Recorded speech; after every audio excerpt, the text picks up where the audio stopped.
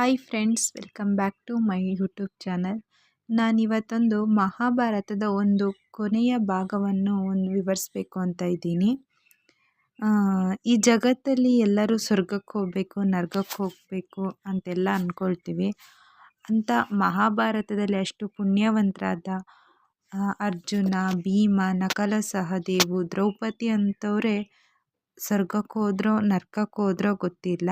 ಆದರೆ ಇನ್ನು ಭೂಮಿಲಿ ಈ ಕಲಿಯುಗದಲ್ಲಿ ಈ ಮನುಷ್ಯರು ನಾವೆಷ್ಟೋ ತಪ್ಪುಗಳನ್ನ ಮಾಡಿರ್ತೀವಿ. 100 ತಪ್ಪಲ್ಲ, 1000 ತಪ್ಪುಗಳನ್ನೇ ಮಾಡಿರ್ತೀವಿ. ನಾವಿನ್ನು ಎಲ್ಲಿ ಹೋಗ್ಬೋದು ಅಂತ ಒಂದು ಉದಾಹರಣೆ ಕೊಡ್ತೀನಿ. ಇದು ಮಹಾಭಾರತದ ಕೊನೆಯ ಭಾಗವಾದ ಮಹಾಪ್ರಸ್ಥಾನಿಕ ಪರ್ವತದಲ್ಲಿ ಬರುವ ವಿವರಣೆ. ಪಾಂಡವರು ಪ್ರಪಂಚವನ್ನು ತ್ಯಜಿಸಿ ಸ್ವರ್ಗದ ಕಡೆಗೆ ಅಂದರೆ ಹಿಮಾಲಯದ ಮೂಲಕ ಮೇರು ಪರ್ವತಕ್ಕೆ ನಡೆಯುವಾಗ ಅವರಲ್ಲಿಯೇ ಒಂದೊಂದು ಸಣ್ಣ ದೋಷಗಳಿಂದ ಅವರ ದಾರಿಯಲ್ಲೇ ಬಿದ್ದು ಸಾಯುತ್ತಾರೆ. ಧರ್ಮರಾಯನು ನೀಡಿದ ಕಾರಣಗಳ ವಿವರ ಇಲ್ಲಿದೆ. ದ್ರೌಪದಿ ಪಕ್ಷಪಾತ. ಅವಳು 5 ಪತಿಯರನ್ನು ಸಮಾನವಾಗಿ ನೋಡಬೇಕಿತ್ತು. ಆದರೆ ಅವಳು ಅರ್ಜುನನ ಕಡೆಗೆ ಹೆಚ್ಚು ಒಲವು ಹೊಂದಿದಳು. ಇದೇ ಅವಳ ಪತನಕ್ಕೆ ಕಾರಣವಾಯಿತು. ಅಂದರೆ ಅವಳು ಸಹ ಸ್ವರ್ಗಕ್ಕೆ ಹೋಗಲಿಲ್ಲ. ಸಹದೇವ ಜ್ಞಾನದ ಮದ. ತನಗಿಂತ ಬುದ್ಧಿವಂತರು ಯಾರೂ ಇಲ್ಲ ಎಂದು ಸಹದೇವನಿಗೆ ಅಹಂಕಾರವಿತ್ತು.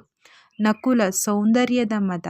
ತಾನೇ ಜಗತ್ತಿನಲ್ಲಿ ಅತ್ಯಂತ ಸುಂದರ ಎಂದು ನಕುಲನ ಗರ್ವ ಪಡುತ್ತಿದ್ದನು. ಅರ್ಜುನ ಶೌರ್ಯದ ಅಹಂಕಾರ. ನಾನು ಒಂದೇ ದಿನದಲ್ಲಿ ಶತ್ರುಗಳನ್ನೆಲ್ಲ ಕೊಲ್ಲಬಲ್ಲೆ ಎಂಬ ಜಂಬ ಕೊಚ್ಚಿಕೊಳ್ಳುತ್ತಿದ್ದನು ಮತ್ತು ಇದರ ಧನುರ್ಧರರನ್ನು ಕೀಳಾಗಿ ಕಾಣುತ್ತಿದ್ದನು. ಭೀಮ ಅತಿ ಭೋಜನ ಮತ್ತು ಬಲದ ಗರ್ವ. ಭೀಮನು ಅತಿಯಾಗಿ ತಿನ್ನುತ್ತಿದ್ದನು, ಹೊಟ್ಟೆಬಾಕನು ಮತ್ತು ತನ್ನ ಬಲದ ಬಗ್ಗೆ ಅಹಂಕಾರ ಹೊಂದಿದ್ದ. ಇದರಿಂದ ಬಗ್ಗೆ ಕಾಳಜಿ ವಹಿಸುತ್ತಿರಲಿಲ್ಲ.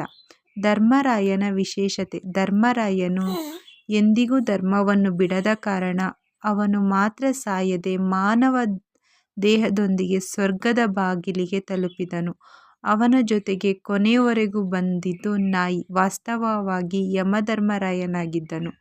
ಸಾರಾಂಶ ಇಷ್ಟೇ, ಮನುಷ್ಯ ಎಷ್ಟೇ ಒಳ್ಳೆಯವನಾಗಿದ್ದನೋ ಅವನಲ್ಲಿರುವ ಸಣ್ಣ ಅಹಂಕಾರ ಅಥವಾ ದೋಷಗಳು ಅವನ ಪತನಕ್ಕೆ ಕಾರಣವಾಗುತ್ತದೆ ಎಂಬುದೇ ಈ ಪಾಠದ ಸಂದೇಶ.